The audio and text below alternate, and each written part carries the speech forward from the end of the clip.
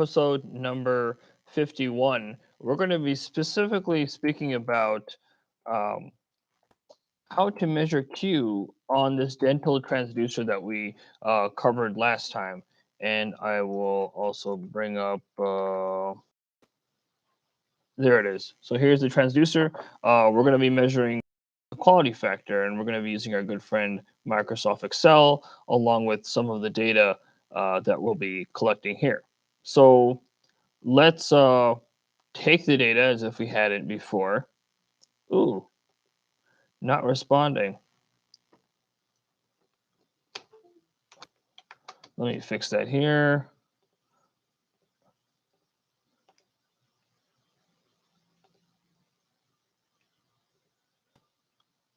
You love the difficulties in life.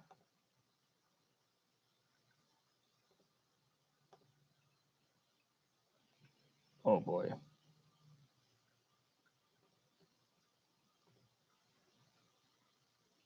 Well, does anyone know any good jokes right now while I fix this problem?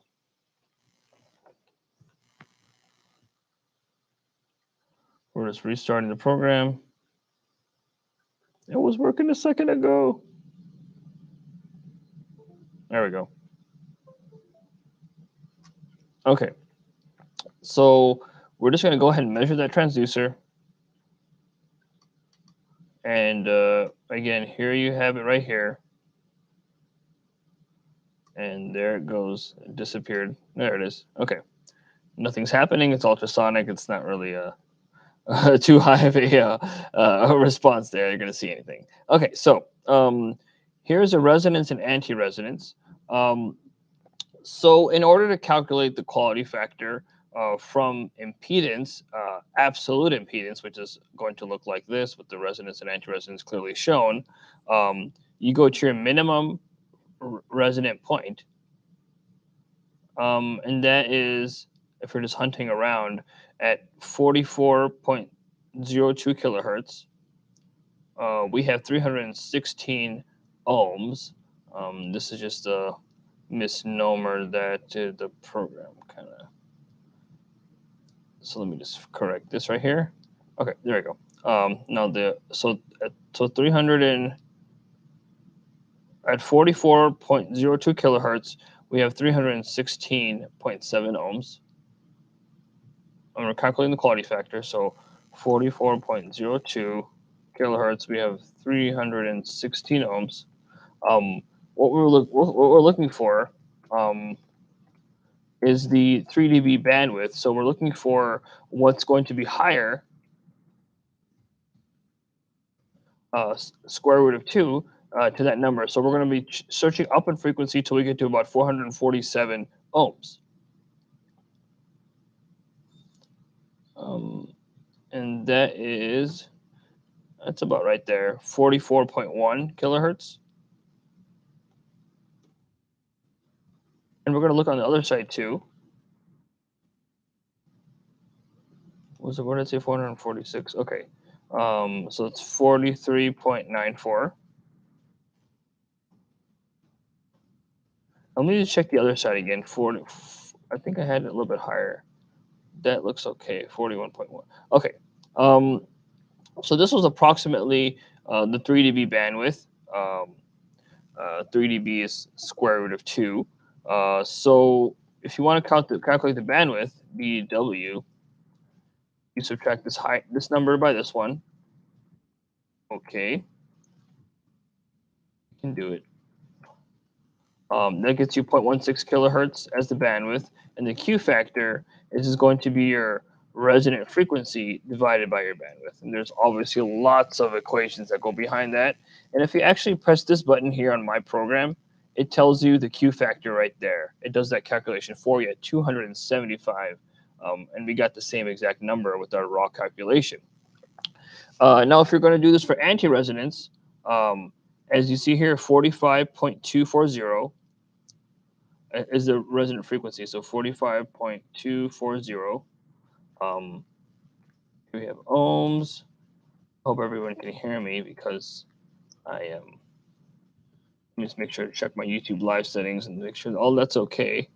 Ooh, that looks fun. Yes, so its resonance is 70.4 kiloohms. 70.4. And I'll try kiloohms. Then in order to do the 3dB on this case, you have to divide by square root of 2, not multiply, because you're going 3dB down. So we need to look for 49.7 kilohertz. Okay. And the number is showing up right there as to where this cursor is.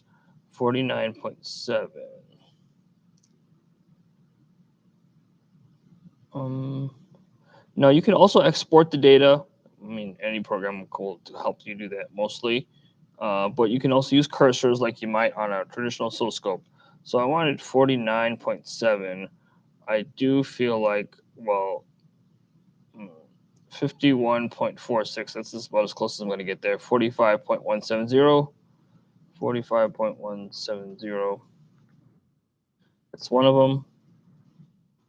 And on the other side, I'm trying to get to 49.78. Let's go up.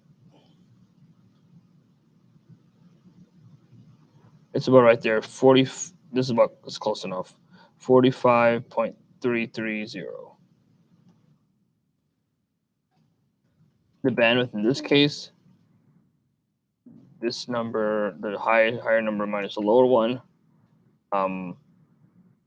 and the quality factor would be the resonant frequency divided by bandwidth. So it's slightly higher because it's because all the ratios is FR. This is F1. This is F2. So that's how you calculate the quality factor. Now you could do something else as well. So this is a quality factor using impedance. You can also calculate the quality factor using using conductance as well, or resistance. So let's do it using conductance, which I have labeled in this program as real impedance. So why don't we plot that real, and we'll plot on the other side unreal. No, and let's change it to linear. So we have here in the blue we have real admittance, which is the conductance, and we have real impedance, which is the resistance. And you see they have both nice peaks. They're much more distinguishable in all cases than the absolute impedance, which is why you typically use this after I know what I'm looking at. Although I do usually do end up kind of for reference looking at absolute impedance, but when I'm kind of getting down and dirty with the numbers, this is a great tool. So this in this case is 44.30, the resonant frequency,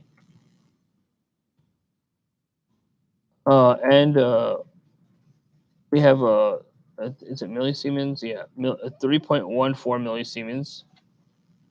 Oh, millisiemens, 3.14, and that would have to be divided by 2. All right. This is divided by 2 because it's going to be the half power bandwidth once you get to your real numbers. Once you start to with conductance or admittance, with absolute impedance, you use the square root of 2. With when you do conductance or resistance, and conductance is again, it's 1 over the impedance multiplied by the cosine of the phase. And your impedance analyzer should calculate that for you as well. So if I want half of that, I go for 1.57.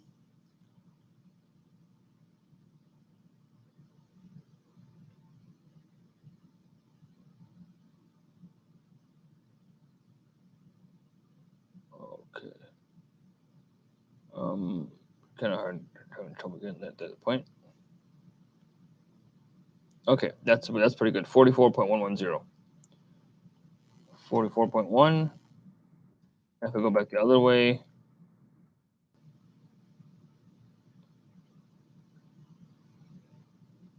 and I get 43.950, and again, here's that number, 43.950. 950. And let's do these calculations. there. The Q factor in this calculation ends up being 295.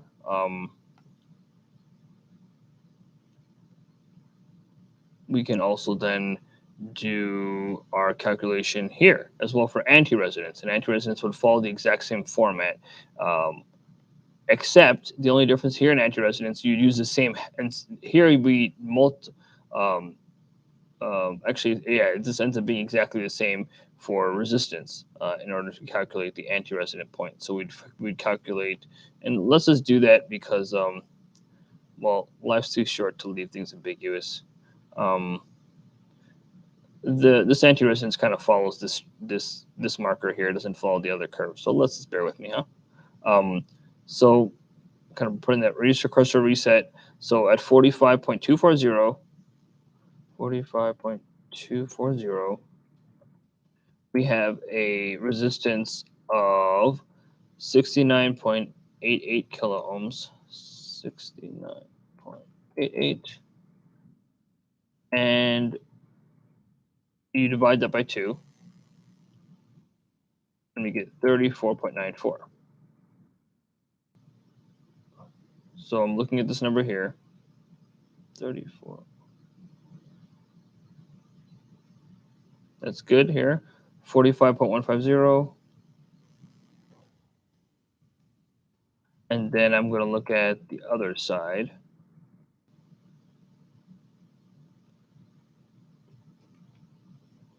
And here it's 45.320.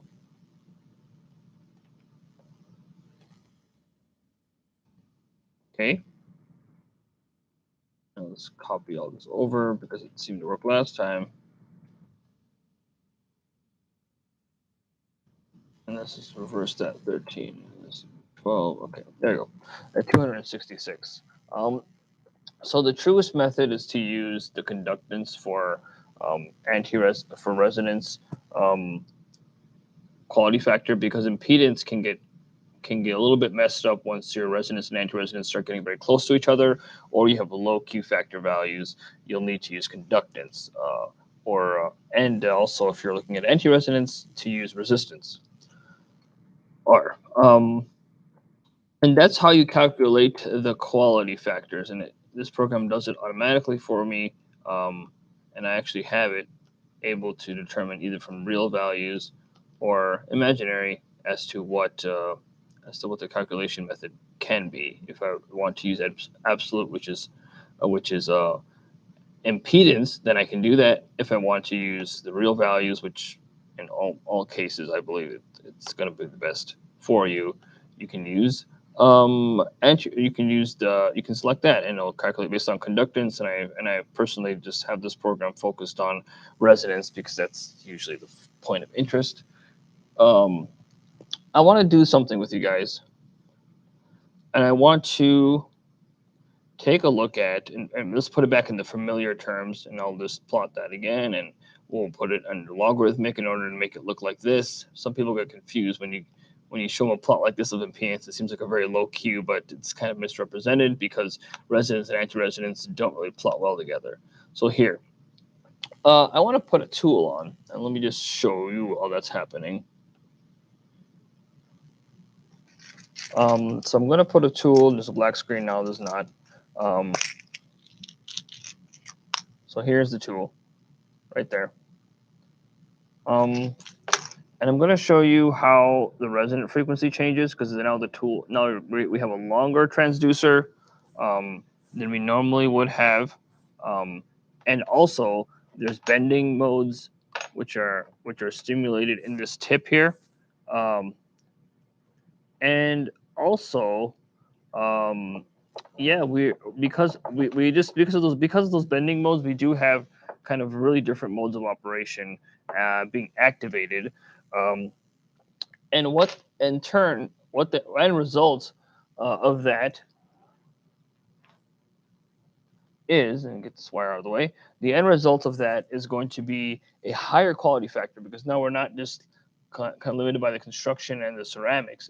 If you mainly have this point resonating here, with small amount of less reflection coming back, you don't have as much stimulation, but because it's bending, you have enough amplification, but you do have more activity in a metal tip. And that metal, more activity in metal is going to cause specifically a higher Q factor. And let's take a look at that.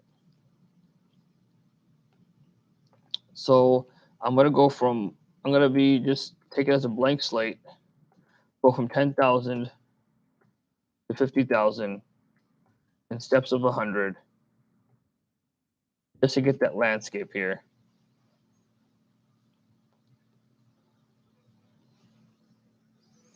And as you can see, the phase is close to -90 and within the error margin there. So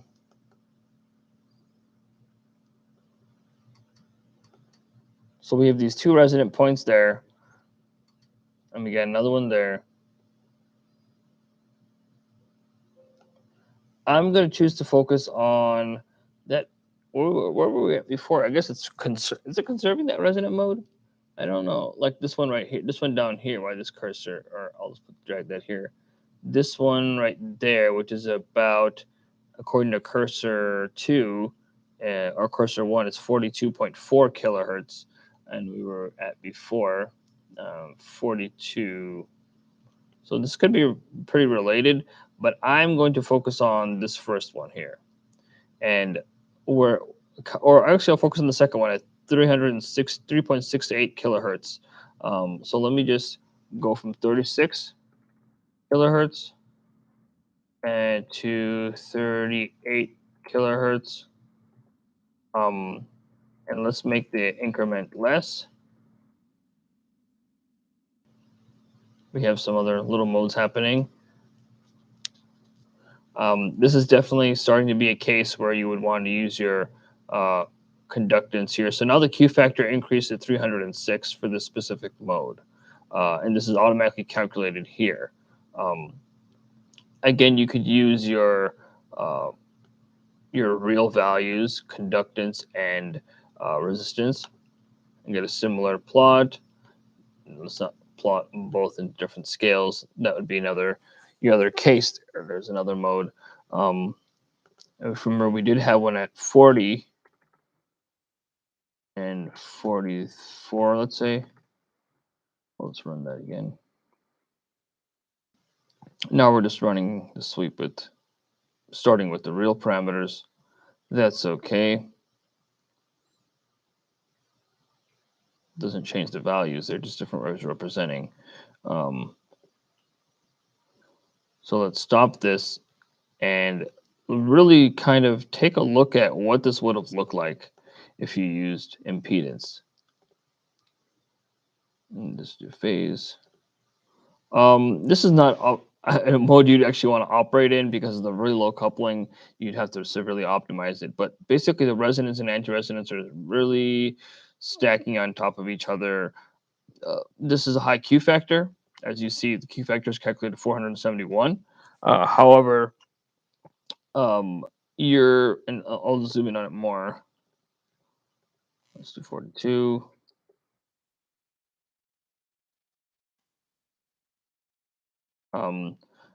It starts getting less clear. The resonances would be not symmetric if you considered impedance, but it's still following our linear analysis. So if you use the real values, you'd be able to clearly distinguish them and do even maybe a smaller sweep at, let's say, 5. I'm not going to get too precise here because today we're not doing characterization for a living. I'm doing it for demonstration. So there's that, and we have a resonant Q factor kind of calculated automatically at 500. This definitely tells us it's probably more of the metal being active, less interfaces. We even saw in the other case the Q was well over 300. When we went to the other mode, I think it was 36 to, let's say, 38. Forget what it was, and put it as 10. Let that go.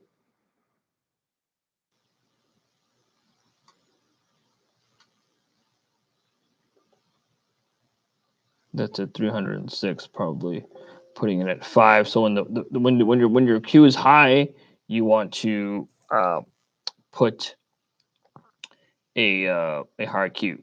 Sorry, when the Q is high, you want to use smaller steps to better capture that point. So one from it's about 320, so it did in fact increase, which tells you a little bit like that more metals engaged, but uh, because the mode kind of changed significantly, um, it's harder to say too much more. But in this case, I did show the Q factor changed. So all right, so let's just talk a little bit right now. Um, so what I basically showed in this video is the way to calculate the Q factor from impedance on a dental transducer. I also showed how to calculate that from conductance and resistance.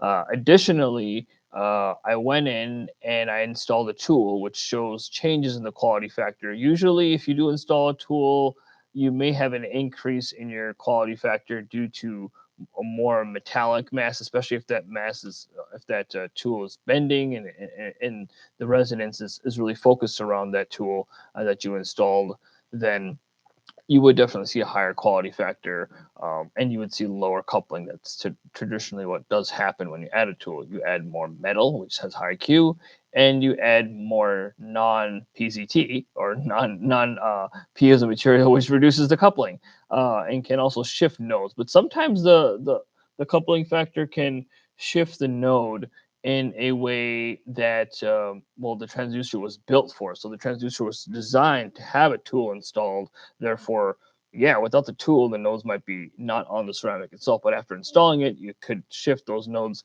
to your ceramic. So those are just some things to note there. All right, thank you for watching episode number 51. I look forward to seeing you in the next video.